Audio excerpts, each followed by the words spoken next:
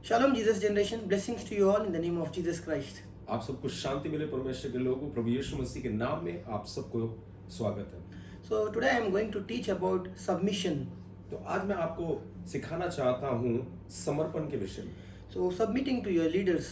अपने अगुओं को समर्पण करना। So, after receiving salvation, उद्धार पाने के बाद if God is leading you that you are into a ministry, if you received a prophetic word saying that you have a ministry, you have a calling, you have a deliverance calling, or else you have a prophetic calling, or you see yourself in your dreams preaching word of God, casting out demons, so this teaching is for you. और अगर आपने उद्धार पाने के बाद आपको किसी के द्वारा आपको ऐसा पता लगा कि आपके पास एक भविष्यवाणी का वरदान है या एक सेवकाई है, आपके आगे चंगाई की सेवकाई, छुटकारे की सेवकाई, आपने सपने के द्वारा या किसी सेवक के द्वारा आपको ये मालूम पड़ा हो कि आपके भविष्य में आपके लिए एक सेवकाई रखी हुई है, तो ये जो मैसेज है, ये संदेश है, ये आपके लिए है। So let us read Exodus chapter 24 verse 12 to 13. हम पढ़ेंगे निर्गमन उसका 24वां अध्याय और उसके Verse 12 to 13. उसकी 12 और 13 आयत। And the Lord said unto Moses, Come up to me into the mount, and be there, and I will give thee tables of stone and a law, and commandments which I have written, that thou mayest teach them. And Moses rose up, and his minister Joshua, and Moses went up into the mount of God. तब यहोवा ने मूसा से कहा, पहाड़ पर मेरे पास चढ़ा और वहीं रह, और मैं तुझे पत्थर की पटियाएं और अपनी लिखी हुई व्यवस्था और आज्ञा दूंगा कि तू उनको सिखाए। तब मूसा यहोशू नामक अपने सेवक समेत परमेश्वर के पर्वत पर चढ़ गया। So he is the minister, he is the servant of Moses. ये एक सेवक है और ये मूसा का दास भी है। So everyone today they want to call themselves as leaders, apostles, prophets, but they don't want them to call them as servants of leaders. और हर कोई आज ये चाहता है कि अपने आप को वो प्रेरित कहलाए, नबी कहलाए और बहुत बड़ा अगुआ कहलाए, पर कोई भी अपने आप को किसी अगुए का दास कहलाना नहीं चाहता। So before you want to have your own ministry, you need to serve under someone's ministry. इससे पहले कि आपको अपनी एक सेवकाई मिले, आपको उससे पहले किसी न किसी सेवक के अधीन रहना अवश्य है। That is what Holy Spirit was teaching to Joshua. और यही पवित्र आत्मा यहोशू को भी सिखा रहा था That you need to follow the footsteps of Moses. कि तुम्हें मूसा के पद चिन्हों में चलने की जरूरत है। Numbers chapter 11 verse 28. गिनती उसके 11वां अध्याय उसकी 28 आयत। And Joshua the son of Nun, the servant of Moses, one of his young men answered and said, My Lord Moses forbid them. तब नून का पुत्र यहोशू जो मूसा का सेवक और उसके चुने हुए वीरों में से था, उसने मूसा से कहा, हे मेरे स्वामी मूसा, उनको रोक दे। So he is called as servant of Moses. और यहाँ पे हम देखते हैं कि यहोशू जो है वो मूसा का दास कहलवाता Today you है। want to call your name as servant of the Lord, but not as servant of someone. आज हमें अच्छा लगता है कि हमें लोग कहें कि हम परमेश्वर के दास हैं, पर हमें अच्छा नहीं लगता कि हमें कोई कहे कि तू उस सेवक का दास है। But as per Bible, you need to serve under someone's ministry. पर अगर हम वचन के अनुसार देखें तो हमें किसी न किसी सेवकाई के अधीन रहना भी अवश्य है। Exodus chapter 17 verse 9. निर्गमन उसके 17 अध्याय और उसकी 9वीं आयत। And Moses said unto Joshua, Choose us out men and go out, fight with Amalek. Tomorrow I will stand on the top of the hill with the rod of God in mine hand. तब मूसा ने यहोशू से कहा, हमारे लिए कई पुरुषों को चुनकर छांट ले और बाहर जाकर अमालेकियों से लड़, और मैं कल परमेश्वर की लाठी हाथ में लिए हुए पहाड़ी की चोटी पर खड़ा रहूंगा। There were so many people, there were so many young leaders, but Moses chose only Joshua. वहां पे बहुत सारे जवान थे, लेकिन मूसा ने केवल यहोशू को चुना। Because Joshua was following the footsteps of Moses. क्योंकि यहोशू जो था वो मूसा के पद चिन्हों को चल रहा था। So it was God who was telling to Moses that because Joshua is submitting to you, learning your ways, so choose Joshua. और ये परमेश्वर ही था जो मूसा को बता रहा था कि तू यहोशू को इसलिए चुन क्योंकि यहोशू जो है तेरे मार्गदर्शनों पे चल रहा है और तेरे प्रति उसने अच्छा समर्पण भी किया हुआ है। And in the same chapter it says when Moses prayed, Israelites prevailed, and when Moses didn't pray, then Joshua was losing the war. और यहाँ पे फिर हम देखते हैं कि कैसे जब मूसा ने प्रार्थना की तो इजरायली जीत रहे थे, और कैसे जब मूसा प्रार्थना नहीं कर पा रहा था तो यहोशू हार रहा था। Though Joshua was a warrior, और यहोशू एक योद्धा था, still he needed prayers of his master Moses. और अगर वो एक योद्धा भी था तो भी उसे अपने अगुए की दुआओं की जरूरत थी। You might be filled with Holy Ghost. आप शायद पवित्र आत्मा से भरे हुए हो, You might be doing good works. आप शायद अच्छे कामों को करते हो, You might be filled with God's word, आप शायद परमेश्वर के वचन से भरे हुए हो, yet you need someone who will pray for you. फिर भी आपको जरूरत है कि कोई आपके लिए प्रार्थना करे। That is why Moses, when he was praying, Joshua was winning. इसी कारण से जब मूसा प्रार्थना कर रहा था तब यहोशू जीत रहा था। Exodus chapter 17 verse 14. और निर्गमन 17 उसकी 14 आयत में लिखा है, And the Lord said unto Moses, तब यहोवा ने मूसा से कहा, Write this for a memorial in a book, स्मरणार्थ इस बात को पुस्तक में लिख ले and rehearse it in the ears of Joshua, और यहोशू को सुना दे, for I will utterly put out the remembrance of Amalek from under heaven. मैं आकाश के नीचे से अमालेक का स्मरण भी पूरी रीति से मिटा डालूंगा। So there are millions of people here, और यहाँ पर लाखों लोग हैं, but God was saying, Tell to Joshua और परमेश्वर ने मूसा से कहा कि तू यहोशू से ये बात that कह I am going to remove Amalek from this earth, कि मैं अमालेकियों को इस पूरी आकाश के नीचे से मिटा डालूंगा, because God knows Joshua will be the next leader of Israel. क्योंकि परमेश्वर जानता था कि मूसा के बाद यहोशू ही इस प्रजा का अगुवा बनेगा, Because Joshua was following diligently in the footsteps of Moses. क्योंकि यहोशू जो था वो मूसा के मार्गदर्शनों पर, उसके पद चरणों पे बड़ी ईमानदारी से चल रहा था। Exodus chapter 32 verse 15 to 18. और निर्गमन उसका 32वां अध्याय और उसके 15 और 16 है। And Moses turned and went down from the mount, and the two tables of the testimony were in his hand. The tables were written on both their sides. On the one side and on the other were they written. And the table were the work of God, and the writing was the writing of God, graven upon the tables. And when Joshua heard the noise of the people as they shouted, he said unto Moses, There is a noise of war in the camp.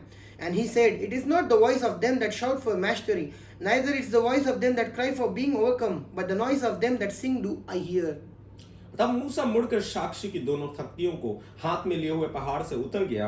उन तख्तियों के इधर और उधर दोनों ओर लिखा हुआ था, और वह तख्तियां परमेश्वर की बनाई हुई थी, और उन पर जो खोद कर लिखा हुआ था वो परमेश्वर का लिखा हुआ था। तब यहोशू को लोगों के कोलाहल का शब्द सुनाई पड़ा। तब उसने मूसा से कहा, छावनी से लड़ाई का सा शब्द सुनाई देता है। उसने कहा, ये जो शब्द है वो ना तो जीतने वालों का है ना हारने वालों का है, मुझे तो गाने का शब्द सुनाई पड़ता है। So when Moses went to the mount of God to receive 10 commandments, जब मूसा गया उस परमेश्वर के पर्वत पर उन तख्तियों को प्राप्त करने the के children लिए, of Israel were worshipping idols and they were dancing, drinking. और इजरायली लोग जो नीचे थे वो सब मूर्ति पूजा में पड़ गए और वो सब नाच रहे थे, गा रहे थे मूर्तियों के सामने। However, Joshua was serving Moses, staying near the mountain, ministering, carrying the things of Moses to help him.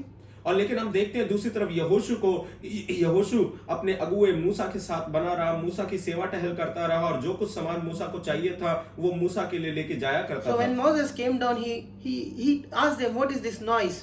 और जब मूसा नीचे आया तो उसके बाद उसने यहोशू से पूछा, ये क्या आवाज है? But Joshua was saying there is a war going on in the camp. लेकिन यहोशू ने कहा, ये तो कोई युद्ध है, युद्ध जैसी आवाज है जो वहां पे छावनी में चल रही है। And the family members of Joshua were in the camp. और जो यहोशू के परिवार वाले थे वो भी उस भीड़ में थे। He was so faithful and loyal to Moses. He didn't went for his family to fight the war. और वहां पर वो अपने परिवार के प्रति भी, परिवार से ज्यादा वो मूसा की सेवा टहल में ज्यादा समर्पित था, और वो अपने परिवार के बचाने के लिए नीचे नहीं गया पर मूसा के साथ बना रहा। See how faithful and loyal was Joshua. आप देखिए कि यहोशू कितना ईमानदार था और कितना समर्पित था मूसा के। But he didn't know that Israel was sinning there. और लेकिन यहोशू नहीं जानता था कि इजराइल जो है पाप में गिर गया है। In his thoughts, he was thinking it is warfare going on in the midst of camp. अपने विचारों में वो सोच रहा था कि ये तो छावनी में कोई युद्ध चल रहा है। But he did not consider his family or anyone. He was faithfully waiting near the mountain for Moses. लेकिन उसने अपने परिवार के विषय में नहीं सोचा, अपने भाई बंधुओं के विषय में नहीं सोचा, वो तो पहाड़ पर सिर्फ मूसा के उतरने का इंतजार कर रहा था। So that is how we are supposed to learn from the life of Joshua, how we need to be faithful to our leaders. इसी प्रकार से हमें यहोशू की जिंदगी से ये सीखना है कि हमें किस प्रकार से अपने अगुओं के प्रति समर्पित रहना चाहिए। Exodus chapter 33 verse 11. और निर्गमन 33 और उसकी 11 आयत में लिखा है, And the Lord spake unto Moses face to face, as a man speaketh unto his friend. And he turned again into the camp, but his servant Joshua the son of Nun, a young man, departed not out of the tabernacle. जिस प्रकार कोई अपने भाई से बात करे, यहोवा मूसा से इस प्रकार आमने सामने बातें करता था और मूसा तो छावनी में लौट आता था, पर यहोशू नामक एक जवान जो नून का पुत्र और मूसा का सेवक था, वो तंबू में से ना निकलता था। So God used to visit Moses in the tabernacle. तो हम देखते हैं कि तंबू के अंदर परमेश्वर जो है मूसा से भेंट किया करता So था, Joshua was very far from Moses and God. और यहोशू जो है वो मूसा और परमेश्वर से बहुत दूर रहा करता था। Once Moses had fellowship with God, he used to go to his own house. और एक बार जब मूसा यहोवा से बात कर लिया करता था तो मूसा वापस तंबू से निकलकर अपने घर चला जाता था। But Joshua was waiting near tabernacle, लेकिन यहोशू जो है वो तंबू के बाहर फिर भी इंतजार करता रहता था, talking to God, saying that you are meeting Moses here. One day you will talk to me. और वो परमेश्वर से बातें किया करता था कि आज तू मूसा से बात कर रहा है और मुझे विश्वास है कि एक दिन तू मुझसे भी बात करेगा। So Joshua was thirsty and hungry for God. तो यहोशू को हम देखते हैं कि वो परमेश्वर के लिए भूखा और प्यासा भी है। He saw how God did mighty signs and wonders in Egypt. He divided Red Sea, how he fed in the wilderness. So Joshua was following Moses. He was seeing when Moses was doing signs and wonders. And Joshua was telling to God, God, one day I want to become leader. God, one day I want to commune with you. I want to hear your voice. I want to lead these people. So he was so passionate that he was following Moses. Moses left the place where God spoke to Moses, but Joshua did not left that place. He was just waiting for God there. और यहोशू को हम देखते हैं कि यहोशू जब मिस्र में था तो उसने मिस्र में ही परमेश्वर के चमत्कारों को देखा और किस प्रकार से परमेश्वर ने उनको छुटकारा दिया और जंगल में कैसे परमेश्वर ने उनको मन्ना दिया, पानी दिया, इस प्रकार के चमत्कार उसने दिया देखे। और फिर उसने मूसा के द्वारा देखा कि किस प्रकार परमेश्वर ने मूसा के द्वारा चिन्ह और चमत्कारों को दिखाया। और वो इसी कारण से वो परमेश्वर के प्रति बहुत जुनूनी हो गया था कि मुझे विश्वास है कि खुदावंद ऐसा करेगा। और मूसा तो तंबू में बात करके वापस चला जाता था, पर यहोशू वहीं पे खड़ा रहता था और दुआ करता था कि एक मेरा भी दिन आएगा। Numbers chapter 13 verse 16. गिनती उसका 13वां अध्याय और उसकी 13 आयत 16 आयत। These are the names of the men which Moses sent to spy out the land, and Moses called Oshia, the son of Nun, Jehoshua. जिन पुरुषों को मूसा ने देश का भेद लेने के लिए भेजा था उनका नाम यही है, और नून के पुत्र यहोशे का नाम उसने यहोशू रखा। So the name has been changed from Oshia to Jehoshua. हम देखते हैं कि यहोशू का जो नाम पहले था होशे था, होशे के बाद यहोशू रखा गया। Jehoshua means Yeshua, savior. और यहोशू का मतलब है कि बचाने वाला। So see how God has changed his name. तो आप देख रहे हैं कि किस प्रकार परमेश्वर ने यहोशू का नाम बदला, Because of his character for God. क्योंकि उसका चरित्र परमेश्वर के प्रति साफ था। That's why God said, I want to make you savior of my people. और इसीलिए परमेश्वर ने कहा मैं तुझे अपनी प्रजा के लिए एक छुड़ाने वाला नियुक्त God करता will हूं। change your name if you behave according to the saints who acted in Bible. अगर आप परमेश्वर के संतों के समान चाल चलन चोर चलेंगे तो परमेश्वर आपके नाम को बदल देगा। Suppose you're very passionate for the kingdom of God. If you want to preach gospel, if you want to go through persecutions, you want to commit your life to Christ, then God will say your name is Paul. और उसके बाद अगर आप तैयार हैं परमेश्वर के वचन का सुसमाचार प्रचार करने के लिए, तमाम प्रकार के दुखों को और सताव को सहने के लिए, तो परमेश्वर आपसे कहेगा कि मैं तेरे नाम को बदलने को तैयार हूं, मैं तेरा नाम पौलुस रखूंगा। That is how God changed many people names in Bible. और इसी प्रकार परमेश्वर ने बाइबल के अंदर बहुत सारे अपने संतों का नाम बदला है। Numbers chapter 14 verse 6 to 9. गिनती उसका 14 अध्याय और उसकी 6 से 9 है। And Joshua the son of Nun and Caleb the son of Jephunneh, which were of them that searched out the land, rent their clothes. And they spake unto all the company of the children of Israel, saying, The land which we passed through to search it, it is an exceeding good land. If the Lord delight in us, then he will bring us into his land and give it to us, a land which floweth with milk and honey. Only rebel not ye against the Lord, neither fear ye the people of the land, for they are bread for us, their defense is departed from them, and the Lord is with us, fear them not. So what I want to teach you from this verse is, Moses sent 12 people to search out the land of Canaan from each tribe. So out of them was Joshua. So when they came from Canaan, 10 of those people, they gave wrong report. They gave a report of fear. So but Joshua and Caleb were speaking the words of faith. So how did he spoke the words of faith? By seeing the giants, because he saw God was with Moses. So he was learning from the life of Moses that God will be with us and he will deliver us. Because he was following Moses, he received that faith from Moses that God will deliver us. और नून का पुत्र यहोशू और युपन्ने का पुत्र Caleb जो देश का भेद लेने वालों में से थे, अपने अपने वस्त्र फाड़ कर इजरायलियों की सारी मंडली से कहने लगे, जिस देश का भेद लेने को हम इधर उधर घूम कर आए हैं वो अत्यंत उत्तम देश है। यदि यहोवा हमसे प्रसन्न हो तो हमको उस देश में जिसमें दूध और मधु की धाराएं बहती हैं पहुंचा कर उसे हमें दे देगा। केवल इतना करो कि तुम यहोवा के विरुद्ध बलवा ना करो और ना उस देश के लोगों से डरो, क्योंकि वह हमारी रोटी ठहरेंगे। छाया उनके ऊपर से हट गई है और यहोवा हमारे संग है, उनसे ना डरो। अब यहाँ पर हम क्या देखते हैं कि इसके पीछे की कहानी क्या है कि मूसा ने 12 लोगों को कनान देश में भेजा भेद लेने के लिए, और वो 12 लोग वहां पर गए। 12 लोगों ने वहां का हालचाल देखा, लेकिन उसमें से जो 10 लोग थे वो 10 लोग जो है वहां बड़ी डरावनी खबरें दे रहे थे, गलत खबरें दे रहे थे। लेकिन उनके बीच में यहोशू और कालेब भी थे। उन 12 में से इन यहोशू और कालेब ने अच्छी खबर दी कि सचमुच वहां दूध और मधु की धाराएं बहती है। और यहोशू के अंदर ये विश्वास वाले शब्द उसने बोले कि हम सचमुच में उस देश को ले सकते हैं। यहोशू ने ये बातें कैसे कही? क्योंकि यहोशू बीते समय में परमेश्वर के कामों को देख रहा था। वो देख रहा था कि परमेश्वर ने कैसे मूसा नबी को इस्तेमाल किया चमत्कारों के साथ, और उसलिए उसके अंदर मूसा वाला विश्वास पाया जाता था। इसीलिए उसने इस शब्दों को कहा जो उसने अपने अगुए मूसा के अंदर देखा, वही उसने भी अंगीकार किया कि निश्चय परमेश्वर हमें वो जगह दे देगा। The spirit of faith which was abiding in Moses, it was transferred into Joshua because he was following Moses. और जो हम देखते हैं कि जो मूसा में आत्मा था वो यहोशू के अंदर भेजा गया, ताकि वो, क्योंकि वो मूसा के प्रति समर्पित था। Numbers chapter 27 verse 15 to 20. और 21वां अध्याय उसके 15 आयत से लेके हम पढ़ेंगे। So here Moses was praying to God, God, who will lead to Israel, who will be the next shepherd? God, please choose a man from this Israel who can lead Israel, who can become a shepherd. So I don't want Israel to be without shepherd.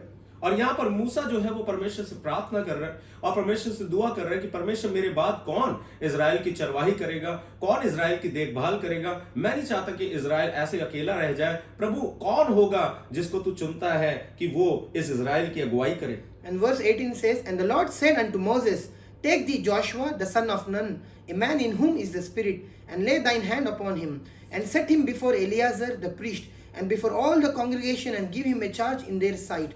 And thou shalt put some of thine honor upon him, that all the congregation of the children of Israel may be obedient.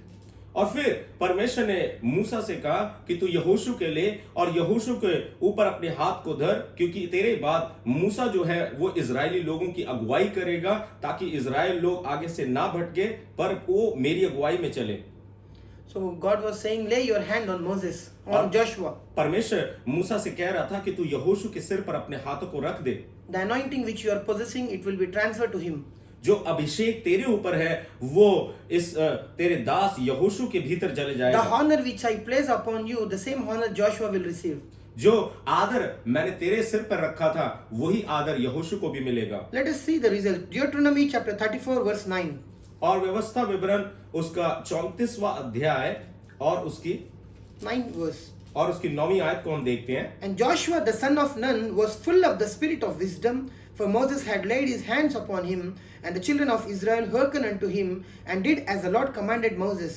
और नून का पुत्र यहोशू बुद्धिमानी की आत्मा से परिपूर्ण था, क्योंकि मूसा ने अपने हाथ उस पर रखे थे, और इजरायली उस आज्ञा के अनुसार जो यहोवा ने मूसा को दी थी उसकी मानते रहे। So Moses has imparted his anointing to Joshua. और तो हम देखते हैं कि मूसा ने किस प्रकार से परमेश्वर के अभिषेक को यहोशू में समानांतरित किया। Now the spirit of leadership, spirit of wisdom which was in Moses, who was Holy Spirit, now transferred to Joshua. और हम देखते हैं कि कैसे जो अगुए की आत्मा मूसा के अंदर थी, सामर्थ मूसा के अंदर थी, वही सारी सामर्थ और अधिकार जो है वो यहोशू के बीच में भी आ गई। God will not give anointing from heaven or from the sky to give you fresh anointing. He will use the vessels who are around you to impart anointing. और परमेश्वर कोई ताजा मस्सा ऊपर से नहीं भेजेगा, वो आसपास के अगुओं को इस्तेमाल करेगा ताकि उनके द्वारा वो अपने अभिषेक को आपके अंदर भेजे। Now after the death of Moses, Joshua chapter 1 verse 1 to 5.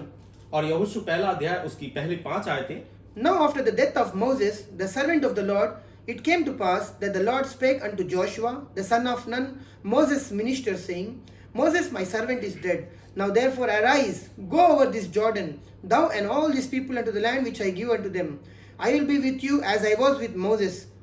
And God said, There shall not any man able to stand before thee all the days of life. As I was with Moses, So I shall be with thee. I will not fail thee nor forsake thee.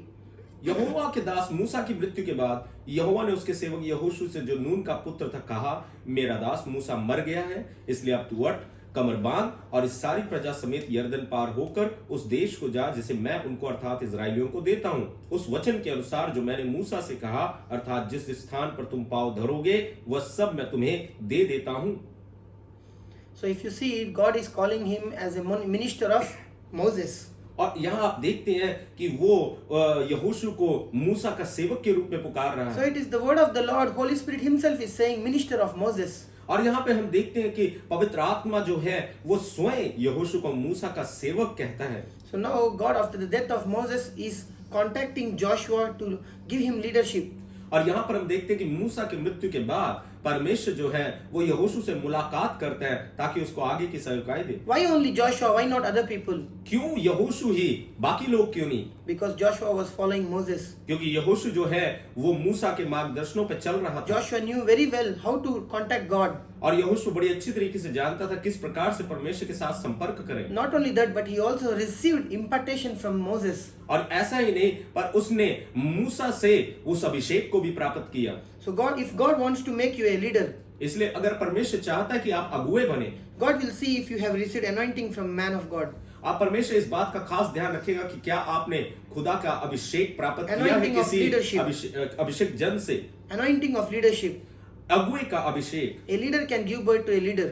एक अगुआ जो है वही एक अगुए को जन्म दे सकता है। Suppose if you are staying in one city and if you want leadership anointing, और ऐसा माने कि अगर आप एक शहर में हैं और आप एक अगुआ बनना चाहते हैं, and if God sees the spirit of leadership is inside of you, anointing is inside of you, और अगर परमेश्वर देखे कि आपके अंदर एक अगुए की आत्मा, एक अभिषेक है अगुए का, and if there are other Christians, और अगर वहां पे और दूसरे भी मसीह लोग भी but they हैं, don't have that leadership anointing, लेकिन उनके पास वो अगुए वाला अभिषेक नहीं है, because spirit of God is abiding in you, क्योंकि पवित्र आत्मा जो आपके अंदर है, the power of God, वो परमेश्वर की सामर्थ, God will choose you, परमेश्वर आपको चुनेगा, because that particular anointing is resting upon you. क्योंकि वो एक अभिषेक आपके अंदर पाया जाता है। Now if you want to become a healer here in this state, और अगर आप इस शहर में आप एक चंगाई करने वाले सेवक बनना चाहते हैं, and if God want to make you a healer, और अगर परमेश्वर आपको एक चंगाई का वरदान देना चाहता है, if you want to use you to touch many lives, अगर वो आपको चाहता है कि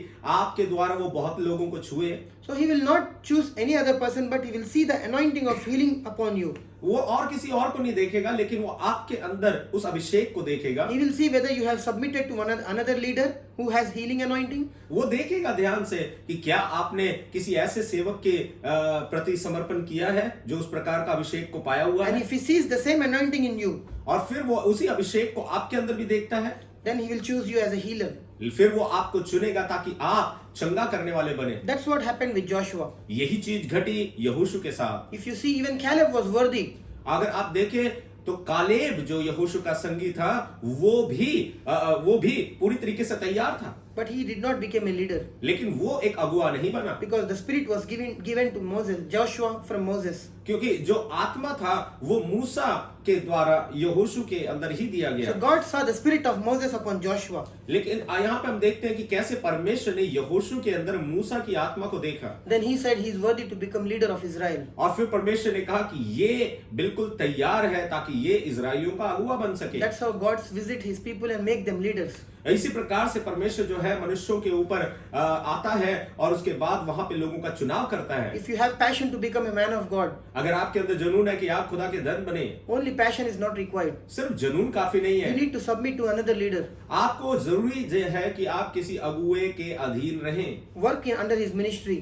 आप उस अगुए की सेवकाई के अधीन रहें और काम करें। Serve him with all your heart, आप पूरी तरीके से पूरे दिल से उसकी सेवा करें, and the Lord will reward you. और फिर परमेश्वर आपको उसका प्रतिफल देगा, And you will do what he is doing. और आप वो करेंगे जो आपका अगुआ भी कर रहा And है, you may do greater than him. आप उससे बढ़कर भी काम को करेंगे। So you need to submit to your leaders. तो आपको जरूरत है कि आप अपने अगुए के प्रति समर्पित रहें। Let us read Joshua 3 verse 7 और आइए हम यहोशू 3 उसका 7वीं आयत को पढ़ेंगे, and also 16 and 17. और उसके बाद 16 और 17 को भी पढ़ेंगे। And the Lord said to Joshua, This day will I begin to magnify thee in the sight of all Israel, that they may know that as I was with Moses, so I will be with thee. तब यहोवा ने यहोशू से कहा, आज के दिन से मैं सब इजराइलियों के सम्मुख तेरी बड़ाई करना आरंभ करूंगा, जिससे वे जान ले कि जैसे मैं मूसा के संग रहता था वैसे ही मैं तेरे संग भी हूं। Again, God is telling, as I was with Moses, I will be with you. और यहाँ पे दोबारा परमेश्वर कह रहा है यहोशू को, जैसे मैं मूसा के साथ था वैसे ही मैं तेरे साथ भी रहूंगा। How I was with Moses? मैं मूसा के साथ कैसे था? I gave him victory near the Red Sea. और मैंने लाल समुद्र के सामने मूसा को विजय दिलवाई थी। I parted the Red Sea. मैंने लाल समुद्र को दो भाग में कर दिया। Now you are encountering Jordan. अब तू यरदन नदी के सामने है। So Moses had anointing to part the Red Sea. और मूसा के पास अभिषेक था कि वो लाल समुद्र को दो भाग में करे। The same anointing is upon you. और वही अभिषेक तेरे ऊपर भी है Now यहोशू। you have authority on water. अब तेरे पास अधिकार है इस पानी के ऊपर। Now you will part this Jordan River. अब तू इस यरदन नदी को दो भाग करेगा। That's what happened in verse 16 and 17. और यही घटना घटी है 16-17 आयत में। That the waters which came down from above stood and rose up upon an heap very far from the city of Adam. और तब जो जल ऊपर की ओर से बहा आता था वो बहुत दूर अर्थात अदाम नगर के पास जो सारतम के निकट है रुक कर एक ढेर हो गया। And verse 17 says, all of the Israelites passed over on dry ground until all the people were passed clean over Jordan. और याजक यहोवा की वाचा का संदूक उठाए हुए यरदन के बीचों बीच पहुंचकर स्थल पर स्थिर खड़े रहे और सब इजरायली स्थल पार उतरते रहे। अंत में उस सारी जाति के लोग यरदन पार हो गए। You see what Moses did, Joshua did. आप देखते हैं कि जो मूसा ने किया वही यहोशू ने भी किया। The anointing of Moses was resting upon Joshua. जो अभिषेक मूसा के ऊपर था वही अभिषेक फिर यहोशू के ऊपर भी आ गया। So if you are submitting to a leader who is doing great works, तो अगर आपने किसी ऐसे अगुए के प्रति समर्पण किया है जो बड़े काम कर रहा है, you will do the same in the coming days. तो आप भी बिल्कुल वैसे ही करेंगे आने वाले दिनों में And greater than those. और आप उनसे भी बढ़कर काम करेंगे। So that is why I am teaching you on submission. इसीलिए मैं आपको सिखा रहा हूँ समर्पण के बारे में। But many people will say, लेकिन बहुत सारे लोग कहेंगे you don't need prophets or leaders to submit. आपको किसी नबी की और किसी अगुए की जरूरत नहीं है They समर्पण will use करने the के लिए। scripture from Hebrews chapter 1 verse 1. और वो आपको इब्रानियों उसका पहला अध्याय उसकी पहली आयत को देंगे। They will take out the scripture and they say that you don't need any leader to submit. वो आयत को लेंगे और उसके बाद वो कहेंगे कि तुम्हें किसी अगुए की जरूरत नहीं You है। don't need any prophets to submit. आपको किसी नबी के सामने समर्पण करने की जरूरत That नहीं is a है। wrong teaching. ये इस प्रकार की गलत शिक्षा है। They will take the scripture from this verse और वो बाइबल से आयत निकालेंगे and they will say the teaching of submission is wrong. और फिर वो कहेंगे कि ये समर्पण वाली शिक्षा बिल्कुल गलत So है। this is the verse which Satan will use. और ये वो आयत है जो शैतान इस्तेमाल करता है। God who at sundry times and in diverse manners spake in time past unto the fathers by the prophets, hath in these last days spoken unto by us by his Son, whom he hath appointed heir of all things, by whom also he made the worlds. पूर्व युग में परमेश्वर ने बाप दादों से थोड़ा थोड़ा करके और भांति भांति से नबियों के द्वारा बातें कर इन अंतिम दिनों में हमसे पुत्र के द्वारा बातें की, जिसे उसने सारी वस्तुओं का वारिस ठहराया और उसी के द्वारा उसने सारी सृष्टि की रचना की So है। devil will use some people and he will say, in those days God used to speak through prophets, but in these last days he is using his Son Jesus Christ. So you don't need any prophet. और लोग अक्सर इस आयत को लेकर ये कहेंगे कि उन पुराने दिनों में परमेश्वर नबियों का इस्तेमाल किया करता था, उनके द्वारा बात करता था, लेकिन उसके बाद उसने पुत्र के द्वारा बात की। अब तुम्हें किसी भी नबी या किसी और अगुए की सुनने की जरूरत नहीं है। That's why you need to read entire chapter. इसीलिए आपको तो पूरा अध्याय पढ़ने की जरूरत है। What Apostle Paul was telling in Hebrews 1. अब यहाँ पे पौलुस जो है ये इब्रानियों पहले अध्याय में वो कहना क्या चाह रहा है? God spoke to his people through parables, through dreams, through prophecies, through prophets, through signs and wonders about the coming of the Lord Jesus Christ. हम देखते हैं कि कैसे परमेश्वर ने बातचीत की है सपनों के द्वारा, दर्शनों के द्वारा और अपने अगुओं के द्वारा और अपने भविष्यवाणियों के द्वारा कि कैसे मेरा मसीह आएगा। And in the end days, और अपने अंत के दिनों में the Son of God himself came, मनुष्य का परमेश्वर का पुत्र स्वयं आया, of whom the prophets prophesied. और जिसके बारे में भविष्यवाणियों ने परमेश्वर के नबियों ने भविष्यवाणियां भी की थी। Now the Son of God came. अब परमेश्वर का पुत्र आ गया। He said that I am the one whom all the prophets prophesied. और उस परमेश्वर के पुत्र ने कहा कि मैं वो हूँ जिसके बारे में पिछले सारे नबियों ने भविष्यवाणियां That's why की he है। said, Kingdom of God has come. इसीलिए उसने कहा परमेश्वर का राज्य देखो आ गया है। I am the kingdom of God. और उसने कहा कि मैं परमेश्वर का राज्य हूँ। So in those last days when he was on earth, he was telling that I am that one whom all the prophets prophesied. और उन अंतिम दिनों में यीशु परमेश्वर का पुत्र क्या कह रहा था कि मैं वो हूं जिसके बारे में सारे भविष्यवक्ताओं ने भविष्यवाणियां की हैं। So God spoke through his son in the last days. और परमेश्वर ने अपने पुत्र के द्वारा बात की अंत के दिनों में। But he did not say, I will not speak through prophets. लेकिन उसने ये नहीं कहा कि अब मैं नबियों के माध्यम से बात नहीं करूंगा। He said, the salvation message which prophets prophesied, I am the one now. और उसने कहा कि जो उद्धार का सुसमाचार नबियों के द्वारा दिया गया वो मैं हूं। So, but people say that you don't need any prophet. लेकिन लोग कहेंगे कि अब तुम्हें नबियों की जरूरत नहीं है। God will speak through his son. परमेश्वर जो है अपने पुत्र के द्वारा बात करेगा। Yes, he spoke when he was on earth हाँ, उसने बात की थी जब परमेश्वर का पुत्र इस धरती पे था, about the kingdom of God. परमेश्वर के राज्य के बारे में। That is what that verse means. और यही मतलब है इस आयत का भी। Then if you see Jesus Christ after he resurrected, he gave gifts to men. He gave offices like apostles, prophets, evangelists, pastors, teachers. और उसके बाद देखते हैं कि जब परमेश्वर का पुत्र जी उठने के बाद कैसे उसने वरदानों को अपने सेवकों में, अपने चेलों में बांट दिया। प्रेरित, नबी, सुसमाचार प्रचारक और संदेशवाहक, इस प्रकार से। From the book of Acts until Revelation, God used prophets. और हम देखते हैं कि कैसे प्रेरितों के काम से लेकर प्रकाशित वाक्य तक परमेश्वर ने नबियों को इस्तेमाल किया है। You see, two great prophets will come in the end times. और हम देखते हैं कि कैसे दो महान नबी अंत के दिनों में भी आएंगे। Don't you think God is using them in the book of Revelation? और क्या आप नहीं सोचते कि परमेश्वर उनको प्रकाशित वाक्य की पुस्तक में इस्तेमाल कर रहा है? Which means God will speak also through prophets. इसका मतलब क्या है कि परमेश्वर नबियों के द्वारा बात करेगा। So Satan will use word of God to attack you. So be careful. Rightly divide the truth. और आपको जानने की जरूरत है कि शैतान इस्तेमाल करेगा वचन को आपको बहकाने के लिए। तो आपको जांचना चाहिए और परखना चाहिए और वचन को सही तरीके से नापना भी चाहिए। Because in the end days, prophetic ministry will be used mightily. और हम देखते हैं कि अंत के दिनों में भविष्यवक्ताओं की जो सेवकाई है वो बड़ी तादाद में इस्तेमाल की Because the जाएगी। Lord will do nothing without revealing to his prophets on this earth. क्योंकि खुदावंद जो है वो कुछ नहीं कर सकता जब तक कि वो उसको जो वो करने वाला है अपने नबी पर जाहिर ना कर दे। Before the coming of the Lord Jesus Christ, a great prophet was born who will make a way for the coming of the Lord Jesus Christ, who was John.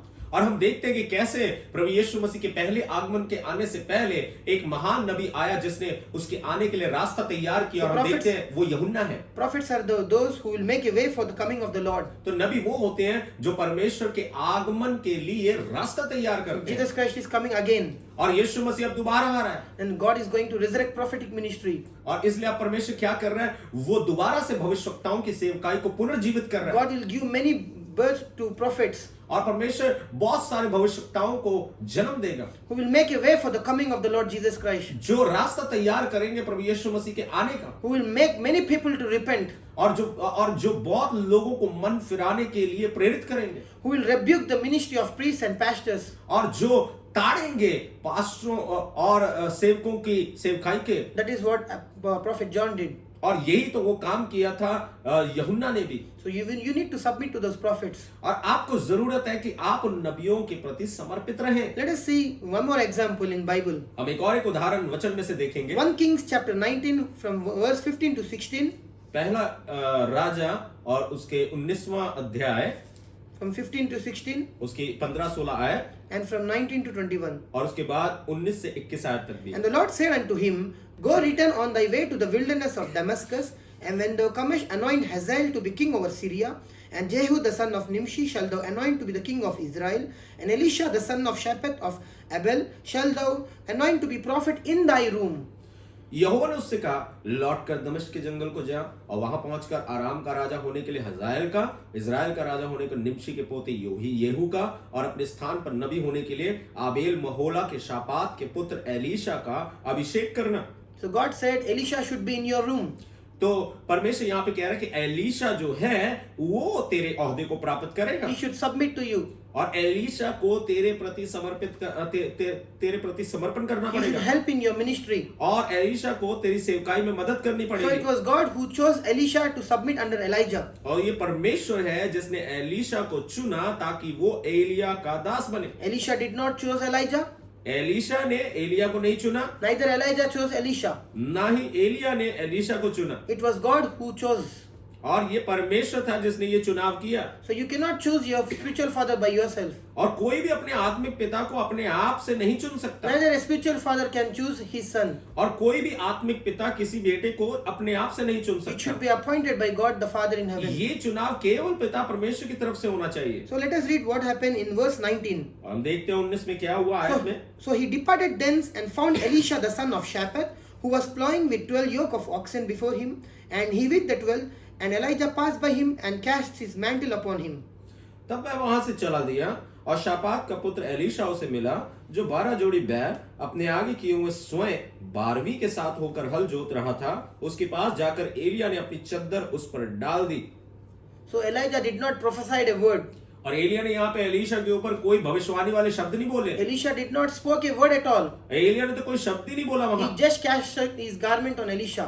उसने तो सिर्फ अपनी चद्दर को लिया और चद्दर एलीशा के ऊपर डाल दी। That was the special garment worn by prophets. और ये एक खास प्रकार का वस्त्र होता था जो नबी लोग पहना करते थे। Prophetic ministry is very different. जो एक भविष्यवक्ताओं की सेवकाई होती है, ये बिल्कुल अलग होती We है। think that prophets will come and they will tell us all the details. और आप हम सोचते हैं कि शायद नबी आएंगे और वो हमारे जीवन के बारे में सारी बातें बता देंगे। Yes, Holy Spirit will work through them like that. हाँ, पवित्र आत्मा उन्हें इस प्रकार से भी इस्तेमाल करता है। But sometimes they speak through parables. और कई बार वो दृष्टांतों में बात किया करते So हैं। here Elijah was saying prophetically to Elisha that God has given you a calling to serve me. और यहाँ पर एलिया जो है एलीशा को दूसरे तरीके से बता रहा है कि परमेश्वर ने तेरा चुनाव किया ताकि तू सेवकाई कर सके इजराइल में। So if a man of God is giving his mantle to you, अगर एक परमेश्वर का दास आपको अपना चद्दर दे रहा है, which means you are his son, जिसका मतलब है कि आप उसके अब आत्मिक बेटे बन गए you हैं। need to submit to him. आपको अब जरूरत है कि आप उसके प्रति समर्पण करें। You need to serve him.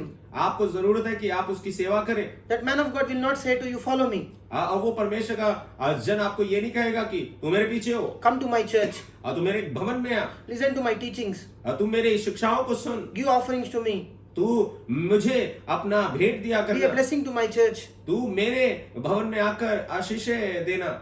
But the prophets will not say anything to you. लेकिन जो नबी होते हैं वो आपसे कुछ नहीं कहेंगे। You should decide whether you should follow them or not. ये आपके ऊपर है कि आप उसके पीछे चलेंगे या नहीं। Or verse 21 says, then he arose and went after Elijah and ministered unto him.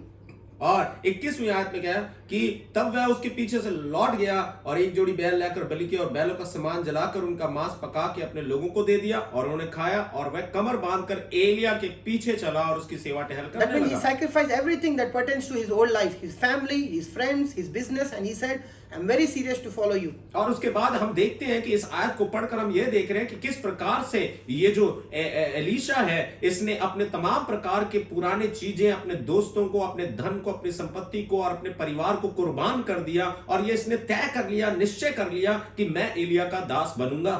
So you need to sacrifice many things to follow a man of God. इसलिए आपको बहुत कुर्बानी देनी पड़ेगी एक खुदा के जन के पीछे चलने के लिए। It's not easy to become a son to a father. और ये बिल्कुल भी आसान नहीं है पुत्र बनना किसी पिता का। It's take time and preparation. और ये तो समय मांगता है और तैयारी भी। You need to follow that man of God. आपको निरंतर उस सेवक के पीछे पीछे चलना है। Learn his ways, आपको उसके रास्तों को सीखना है, or else you will remain where you are. लेकिन और नहीं तो आप वहीं पर रह जाएंगे जहां पर आप हैं। So if you read 2 Kings chapter 2, अगर आप पढ़े दूसरा राजा और उसकी दूसरी आयत, Elisha received anointing from Elijah. Elisha जो था उसने एलिया से अभिषेक पाया। 2 Kings chapter 2. दूसरा राजा उसका दूसरा अध्याय, Everyone are familiar with this chapter. और ये हर कोई जानता है इस अध्याय के बारे में। So what happened when Elisha and Elijah was walking together? और क्या हुआ जब एलिया और एलीशा दोनों एक साथ चल रहे थे? Elijah rebuked Elisha and said, stay here only. और एलिया ने बार बार एलीशा को डांटा, तू यहीं पे रुक। But he said, as the Lord liveth, as my soul liveth, I will never leave you nor forsake you. और उसने कहा कि यहोवा के और तेरे जीवन की शपथ, मैं नहीं तुझे छोड़ने का आज। So 3 times he tested Elisha. और 3 बार उसने एलीशा को घुड़का। So sometimes your spiritual father may rebuke you. कई बार तुम आपका आत्मिक पिता जो है वो आपको ताड़ेगा, They may ignore you. और वो आपको ठुकराएंगे। They may not keep distance. They may not approach you easily. और वो आपको आसानी से नहीं मिलेंगे, They might not give you appointments. और वो शायद आपको मिलने के लिए मुलाकात करने का वक्त ना दे। What you will do? Will you forsake them?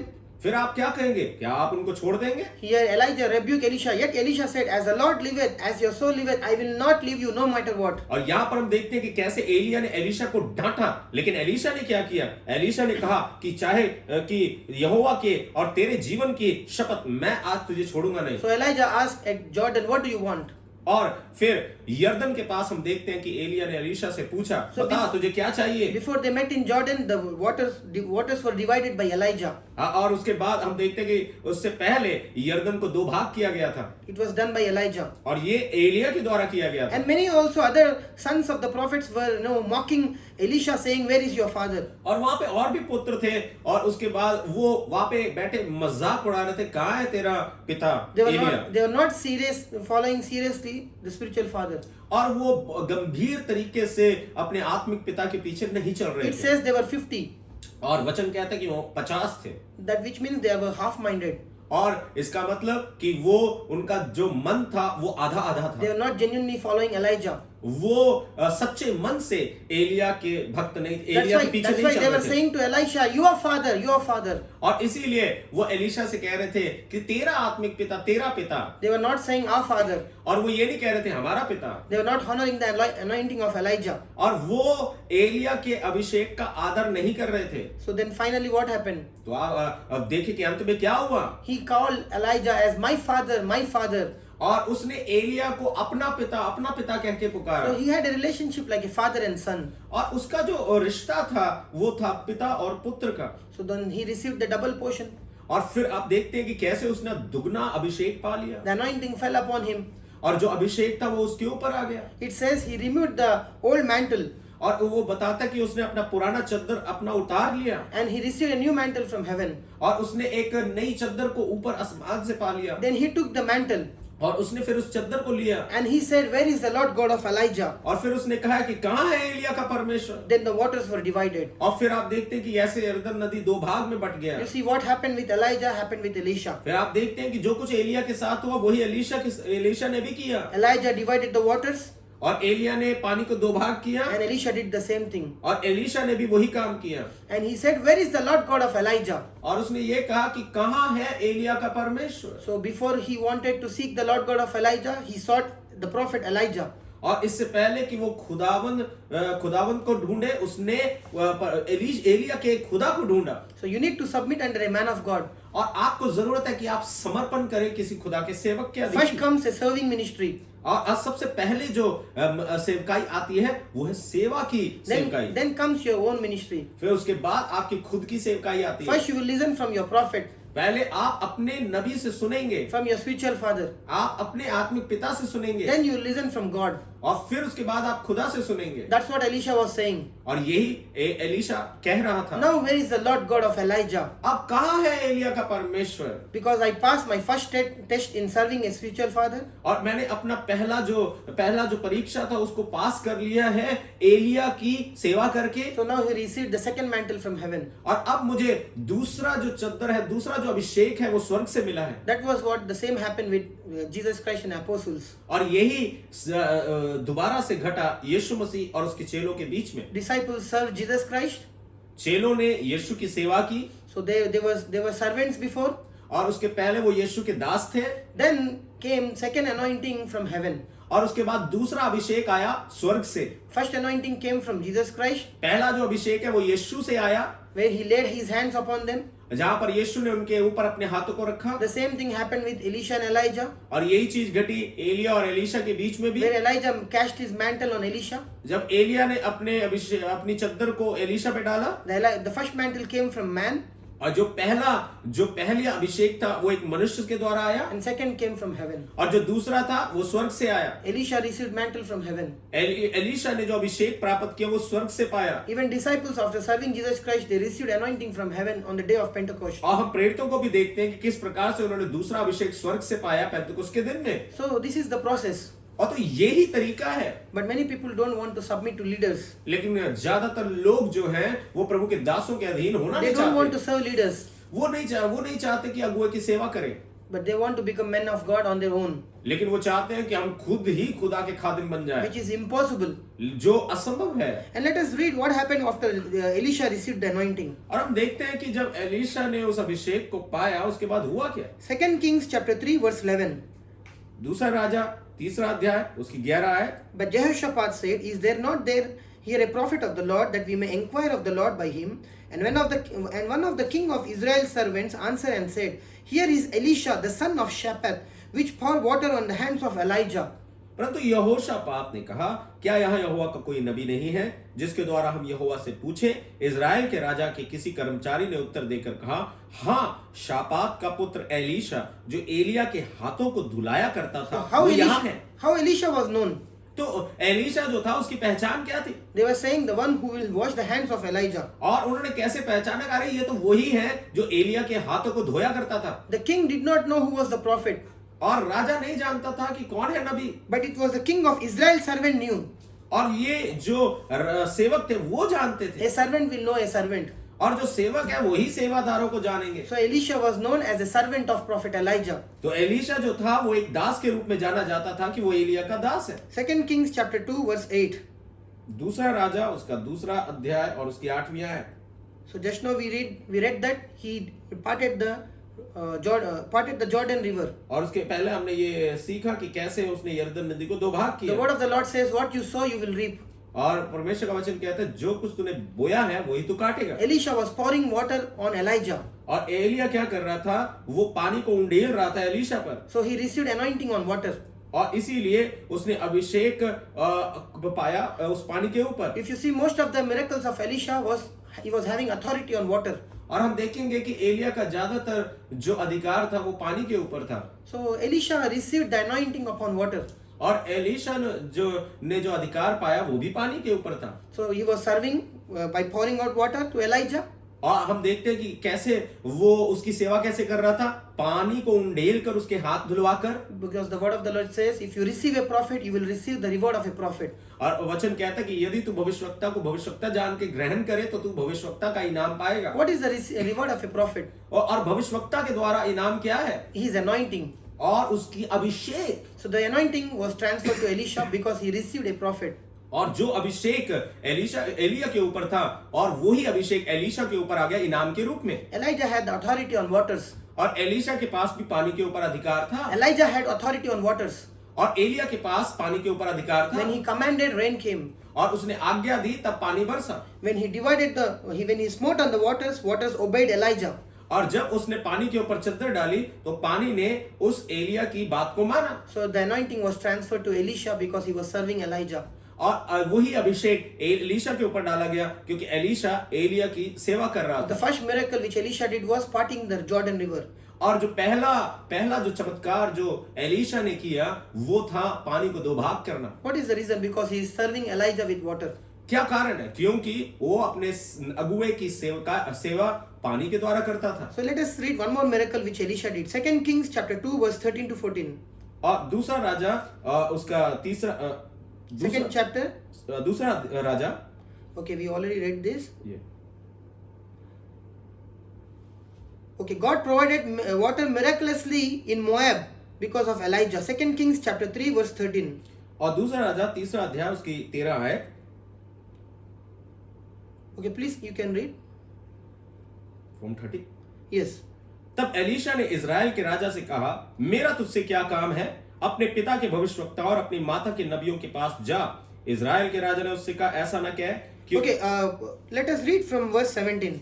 आइए हम 17 आयत से पढ़ेंगे। For thus saith the Lord, क्योंकि यहोवा यूं कहता है, ye shall not see wind, neither shall ye see rain, तुम्हारे सामने ना तो वायु चलेगी ना वर्षा होगी, yet that valley shall be filled with water, तो भी ये नाला पानी से भर जाएगा, that ye may drink, both ye and your cattle and your beasts. और अपने गाय बैलों और पशुओं समेत तुम पीने पाओगे। So supernaturally he gave water to them. और अलौकिक तरीके से उसने उनके लिए पानी का प्रबंध किया। So he received anointing on water. और देखो आप कि यहाँ पर उसने अभिषेक पाया है पानी के ऊपर अधिकार वाला। Let us read one more miracle which Elisha did. एक और एक चमत्कार को हम पढ़ेंगे जो एलीशा ने किया। 2 Kings chapter 2 verse 19 to 22. और दूसरा राजा उसका 2 अध्याय उसके 19 से लेके 20। And the men of the city said unto Elisha, Behold, I pray thee, the situation of this city is pleasant, as my Lord seeth, but the water is not, and the ground barren.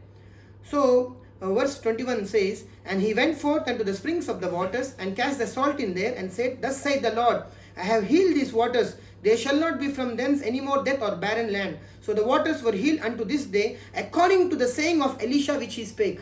Amen.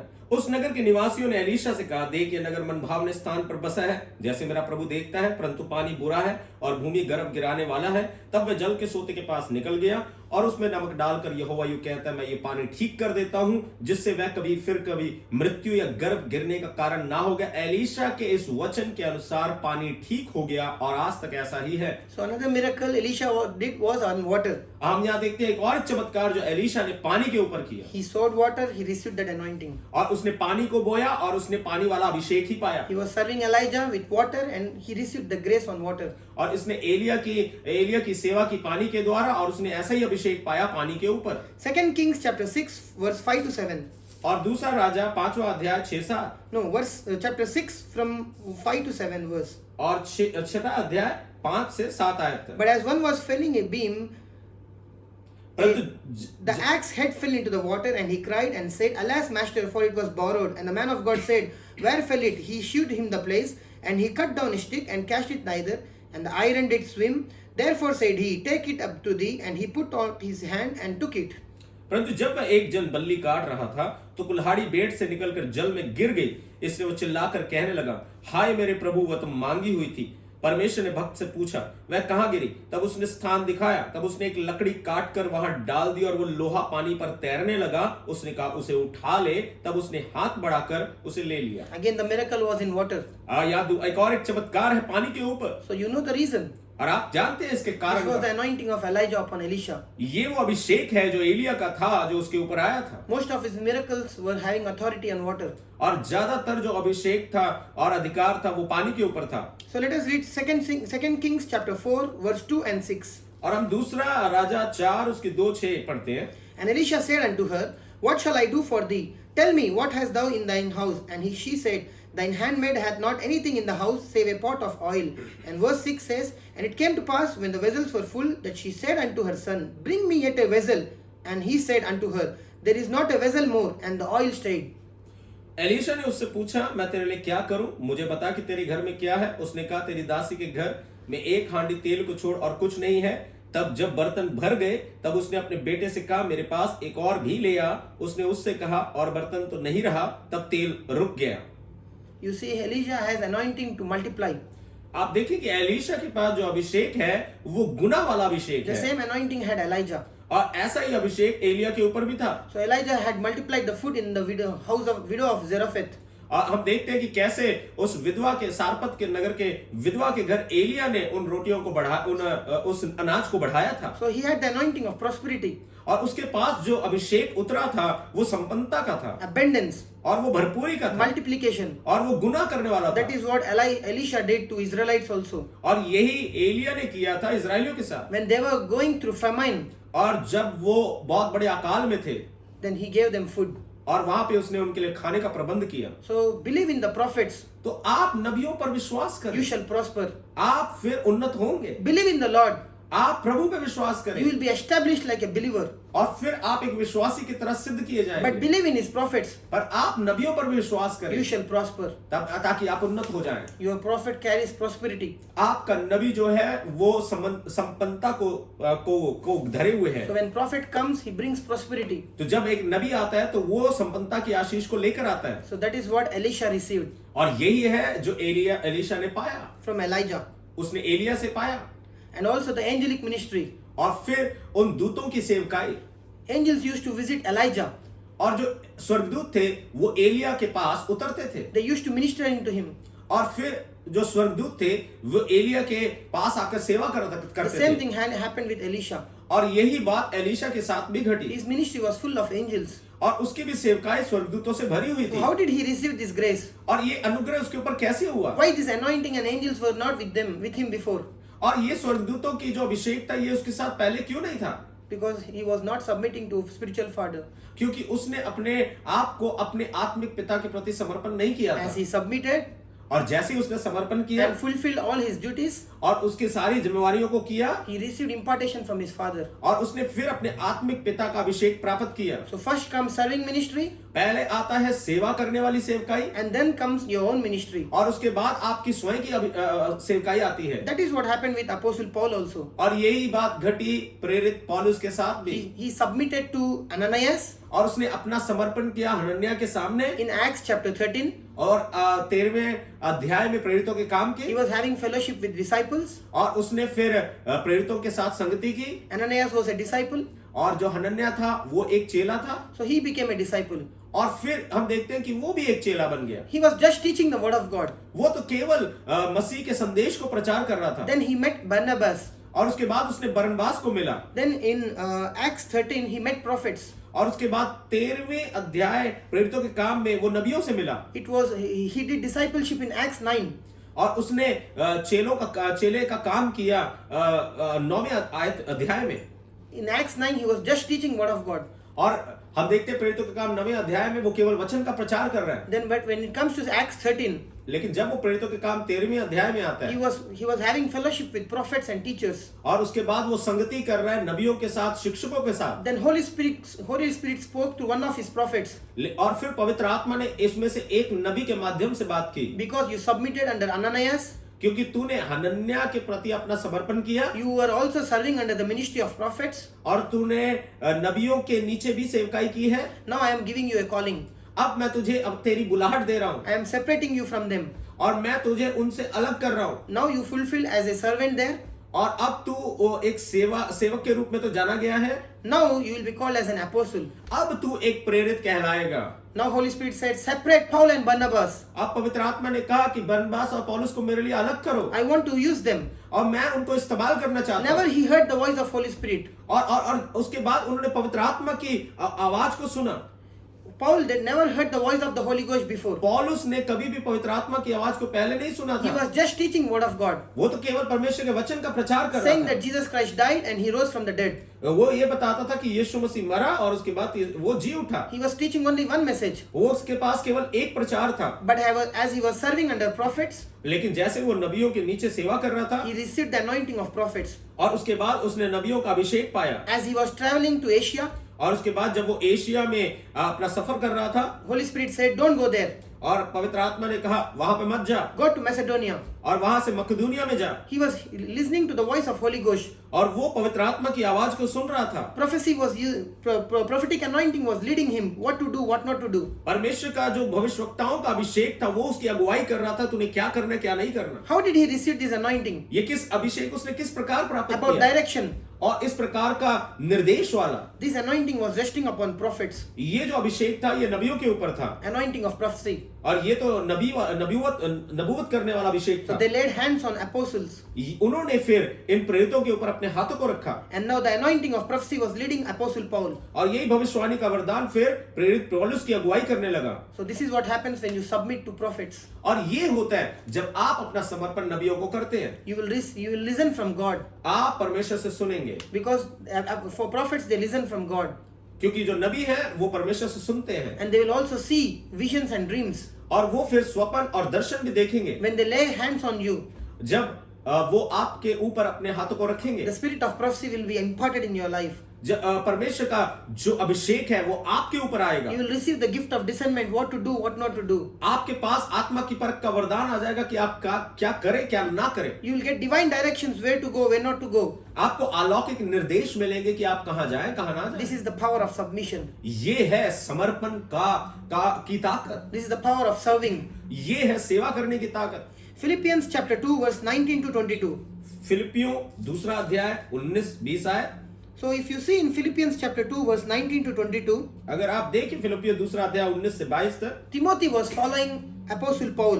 तिमुथियुस जो था वो प्रेरित पौलुस के पीछे चल रहा So था Apostle Paul calls him son और प्रेरित पौलुस जो है वो तिमुथियुस को अपना बेटा कहता है because he was imitating Apostle Paul. क्योंकि वो जो पौलुस के नक्शे कदमों पे चल रहा था। From his small age, अपने छोटे उम्र से ही he was keep on serving Paul.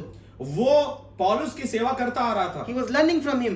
और वो उससे सीख रहा था। And a time came he became a man of God. और एक समय आया जब वो खुदा का सेवक बन गया। That's what happened in 1 Timothy chapter 4 verse 14 to 15. और यही हुआ पहला तीमुथियुस चौथे अध्याय में From verse 14 to 15.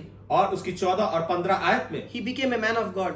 वो एक परमेश्वर का जन बन गया। From servant he became a man of God. वो एक सेवक से एक परमेश्वर का जन बन गया। Now he was leading a church. अब वो एक कलीसिया को चला रहा था। So God did not give him church just like that. परमेश्वर ने उसको कलीसिया ऐसे ही नहीं दे दी। He followed the principle of serving and submitting. उसने उसने उस सिद्धांत को पूरा किया जो सेवा का सिद्धांत था। Then he received impartation. उसके बाद उसने अभिषेक को प्राप्त किया। That's what it says in verse 14. Neglect not the gift that is in thee, which was given thee by prophecy, with the laying on the hands of the hands, merited upon these things, give thyself wholly to them, that thy profiting may appear to all. उस वरदान के प्रति जो तुझ में है और भविष्यवाणी के द्वारा प्राचीनों के हाथ रखने समय तुझे मिला है, निश्चिंत मत रह, इन बातों को सोचते रहे और इन्हीं में अपना ध्यान लगाए रहे, ताकि तेरी उन्नति सब पर प्रकट हो। He received office to be a pastor और उसको एक ओहदा मिला ताकि वो एक पासबान बने by laying of hands. हाथों के रखने के द्वारा। So he submitted to Apostle Paul उसने किसके प्रति समर्पण किया? प्रेरित पौलुस के प्रति। and he received the anointing of Apostle Paul, और उसने फिर वही अभिषेक प्राप्त किया जो प्रेरित पौलुस का था। leading a church. वो एक कलीसिया को चलाने का अभिषेक था। So this is one example ये एक उदाहरण है in New Testament. नए नियम में। One more wonderful example from 2 Kings chapter 9 verse 1 to 10. और एक अच्छा उदाहरण है दूसरा राजा Chapter 9 from verse 1 to 10. 9वां अध्याय और 1 से 10 आयत तक। And Elisha the prophet called one of the children of the prophets and said unto him, Gird up thy loins and take this box of oil in thine hand and go to Ramoth Gilead. And when thou comest thither, look out there Jehu, the son of Jehoshaphat, the son of Nimshi, and go in and make him arise up from among his brethren and carry him to an inner chamber. Then take the box of oil and pour it out on his head and say, Thus saith the Lord, I have anointed thee king over Israel. Then open the door and flee and tarry not. Please read till verse 3.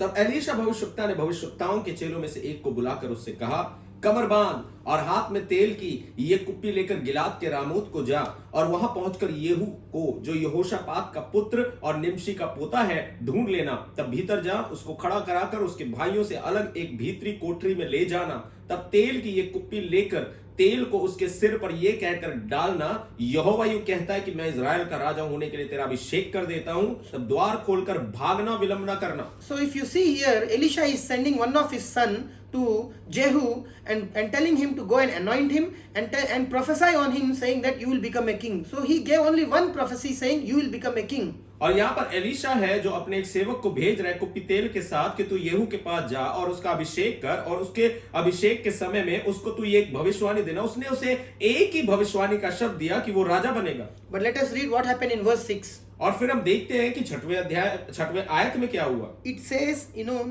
children of the prophets. Then verse 6, and he arose and went into the house, and he poured the oil on his head and said unto him, Thus saith the Lord God of Israel, I have anointed thee king over the people of the Lord, even over Israel.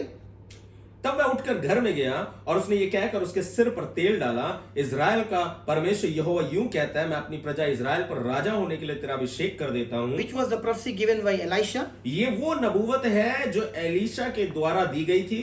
Because he was submitting to Elisha, क्योंकि उस सेवक ने Elisha के प्रति अपना समर्पण किया था, he received more anointing from Elisha. उसने उस अभिषेक का और अभिषेक प्राप्त किया। He started telling more prophecies. और उसने और भी भविष्यवाणी करनी शुरू If you कर दी। read verse 7, अगर आप 7वीं आयत को पढ़ें, these were the prophecies and the words were not spoken by Elisha. ये वो भविष्यवाणी है जो एलीशा ने तो नहीं की पर यहाँ पर कही गई है। But the gift of the prophecy was manifesting from Elisha's servant. लेकिन जो भविष्यवाणी का वरदान है, हम देख रहे हैं कि एलीशा के दास के द्वारा वो क्रियान्वित हो रहा है। And thou shalt smite the house of Ahab thy master, that I may avenge the blood of thy servants. For all the house of Ahab shall perish, Jezebel shall die. So he was prophesying about Ahab, he was prophesying the death of Ahab, about Jezebel, and he was telling so many prophecies till verse 10.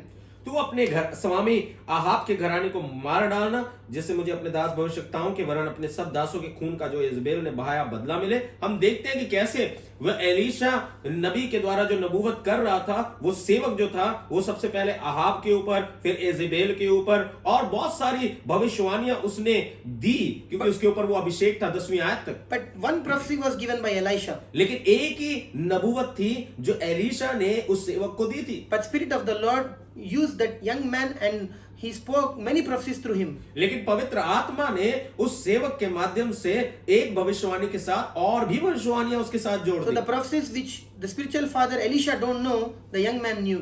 तो जो नबूवतें वो आत्मिक पिता नहीं जानता था, वो आत्मिक पुत्र के अंदर से जाहिर की गई। That is what Jesus Christ said. You will do works greater than me. यही प्रभु यीशु मसीह ने कहा, तुम मुझसे भी बढ़कर काम करोगे। That is what he received double portion from Elisha, from Elijah. यही एलीशा को मिला था एलिया से दुगना मस्सा। Now the double portion is going to this son. He is giving more prophecies. और जो दुगना अभिषेक है वो एलीशा के इस दास के ऊपर आता है, ये और भविष्यवाणियां कर रहा है। So verse 4 says he was a young man, और चौथी आयत कहता है कि वो एक जवान लड़का था, but after prophesying he became a prophet. लेकिन उस नबूवत को करने के द्वारा वो एक नबी बन गया। So a young man became a prophet now. तो एक जवान है जो एक नबी बन गया, Because the young man was submitting under Elisha. क्योंकि ये जवान जो है वो एलीशा के प्रति समर्पित था He was serving Elisha.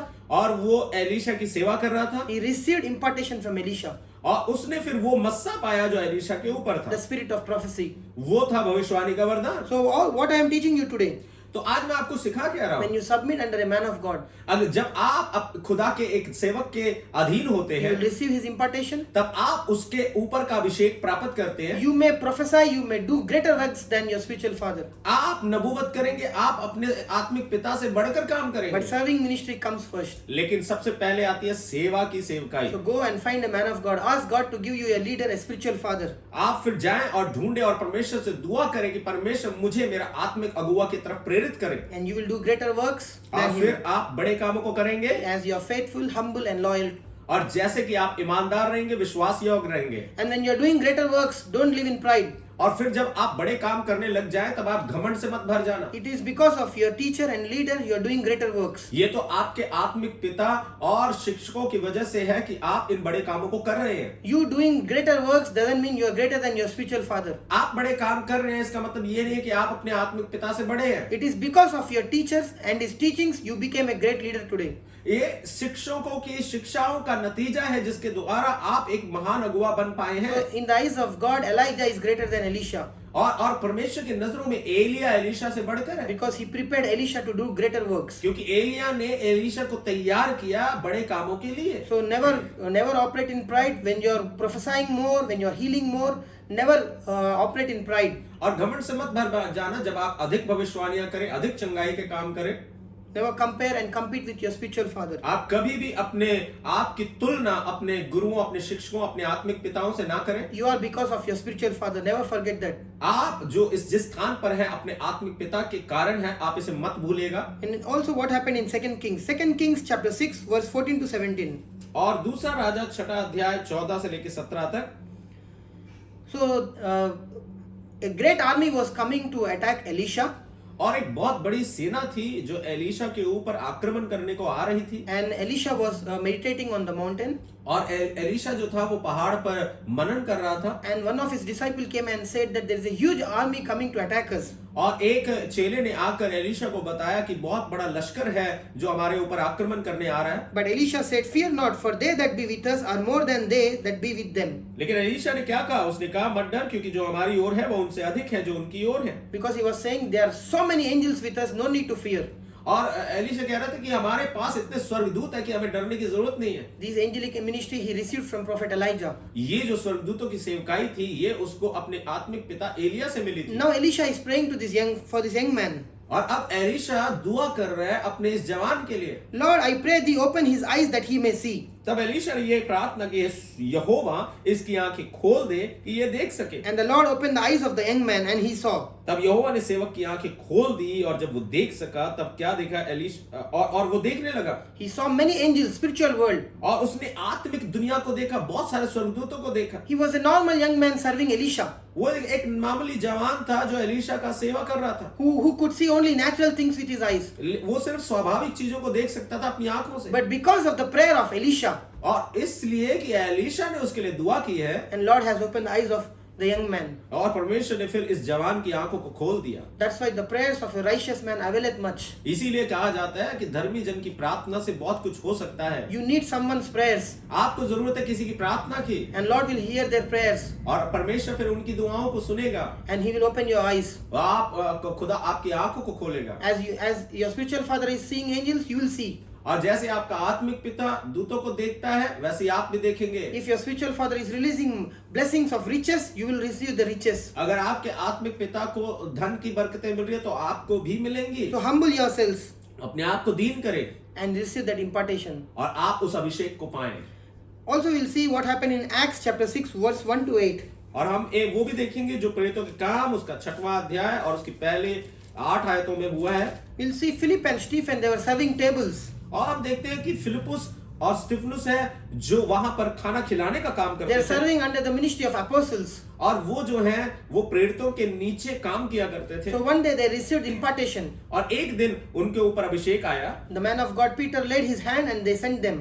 और प्रेरित पतरस ने उनके उस सिर पर अपने हाथों को रखा और उनको सेवकाई दी। They were normal men और वो तो मामूली आदमी थे serving tables. और वो तो खाना खिलाने का काम करते थे। So as they were serving tables, और जैसे वो खाना खिला रहे थे they might be listening the testimonies, they might be listening what Peter and all other apostles were discussing. और जैसे वो सेवा कर रहे थे तो वो बहुत सारी गवाहियों को सुनते थे, बहुत सारे प्रभु के कामों को सुनते थे जो खुदावन प्रेरितों के द्वारा कर रहा था। So this Philip, Stephen and all other rest 5 people, they were serving under apostolic ministry. और ये फिलिपुस और स्तिफन और बाकी जो 5 जन और थे वो सब जो थे वो इन प्रेरितों के नीचे सेवा का काम कर The रहे day थे। came when they laid hands and they received anointing. और एक दिन आया जब प्रेरितों ने इनके सिर पर हाथ रखा और इनके ऊपर अभिषेक उतरा। And it says Stephen was full of faith doing mighty signs and wonders. और ये बताता है कि पवित्र आत्मा से परिपूर्ण होकर स्तिफनुस जो है सामर्थ के काम कर रहा था। So first he received serving ministry, सब तो पहले हम क्या देखते हैं कि स्तिफनुस से पहले सेवा की सेवकाई को किया, then he received his own ministry. उसके बाद उसको अपनी खुद की सेवकाई मिली। We also read in Acts 8 from verse 5 to 8. और उसके बाद हम फिर पढ़ते हैं प्रेरितों के काम 8वां अध्याय उसकी 5 से 8 तक। The Holy Spirit never spoke to Philip. और पवित्र आत्मा ने कभी भी फिलिपुस से बात नहीं की थी। Holy Spirit used to speak to Peter. पवित्र आत्मा तो हमेशा पतरस से बात करता था। But now the anointing is upon Philip. लेकिन हम देखते हैं कि अब जो अभिषेक है वो फिलिपुस के ऊपर है। Now Holy Ghost is speaking to Philip अब पवित्र आत्मा फिलिपुस से बात कर रहा है because Philip received the office of the apostle. क्योंकि फिलिपुस ने उस नबूवत के ओहदे को प्राप्त किया। He received anointing from apostle. उसने प्रेरित के द्वारा वो अभिषेक को पाया। It says he casted many unclean spirits, he healed many people, and there was a joy in the city. और ये यहाँ पे लिखा है कि कैसे वो एक नगर में गया और वहां से अशुद्ध आत्माएं निकाली, बड़े काम किए और उस नगर में बड़ा आनंद छा गया। So Stephen and Philip did what apostles did. तो यहाँ पर देखते हैं कि स्तिफनुस और फिलिपुस ने बड़े बड़े काम किए जैसे प्रेरितों ने किए थे। It's because of their submission and serving in another ministry. क्योंकि उन्होंने दूसरी सेवकाई में अपना समर्पण किया था, अपने सेवा का काम किया था With pure heart, अपने शुद्ध हृदय के साथ, of which they received this anointing. और शुद्ध हृदय के कारण उन्होंने इस प्रकार का अभिषेक पाया। So this is what happens when you submit to a leader, और यही होता है जब आप समर्पण करते हैं अपने अगुए को, when you work under their ministry, आप जब अपने अगुए के नीचे काम करते हैं, when you are a blessing to his church, जब आप उनके लिए आशीष बनते हैं financially also. और धन के रूप में भी, Because when you are serving under his church and you are buying mic and many other things which is useful for ministry, क्योंकि जब आप उनकी कलीसिया में जाते हैं और उनके लिए आप माइक खरीद लेते हैं या चर्च का कोई और सामान ले जाते हैं, आप उनकी मदद करते हैं। a day will come, God will also send helpers in your life. और एक दिन आएगा जब परमेश्वर आपके लिए भी सेवादारों को Because you will भेजेगा, sow, you will reap what you will sow. क्योंकि आपने जो बोया है आप वही काटेंगे जो आपने बोया है। May the Lord give you a loyal heart. परमेश्वर करे कि आपको एक ईमानदार हृदय मिले, May you submit to your leaders. आप अपने अगुओं को प्रति समर्पित रहें, May you never rebel against them. आप कभी भी उनका विरोध ना करें, Honor the office and anointing upon their lives, आप उस ओहदे का और उस अभिषेक का आदर करें and receive anointing to do great works. और आप अभिषेक पाएं बड़े बड़े काम को करने के In लिए। Jesus' name I pray. Amen. यीशु के नाम में मैं दुआ करता हूँ, आमीन। Shalom. प्रभु आपको शांति दे।